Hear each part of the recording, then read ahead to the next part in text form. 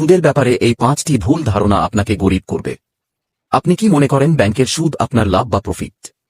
সাবধান, এটি লাভ নয়, এটি আপনার সম্পদের বরকত ধ্বংস করার মেশিন। ভুল ধারণা 1, সুদ আর ব্যবসা একই, একদম না। আল্লাহ ব্যবসাকে হালাল করেছেন আর সুদকে করেছেন হারাম। ব্যবসা ঝুঁকি নেয়, সুদ দুর্বলকে শোষণ করে। ভুল ধারণা 2, সুদ আমাকে ধনী করবে, পরিসংখ্যান বলে সুদের চক্র মানুষকে ঋণের জালে আটকে ফেলে। কুরআনে বলা হয়েছে আল্লাহ সুদকে ধ্বংস করেন আর দানকে বাড়িয়ে দেন।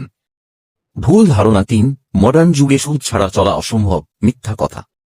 হালাল ইনভেস্টমেন্ট, সুকুক বন্ড এবং ইকুইটি শেয়ারের মাধ্যমে সুদ ছাড়াই সম্পদ গড়া সম্ভব। মনে রাখবেন, সুদ কেবল অর্থনৈতিক পাপ নয়, এটি আল্লাহর সাথে যুদ্ধের শামিল।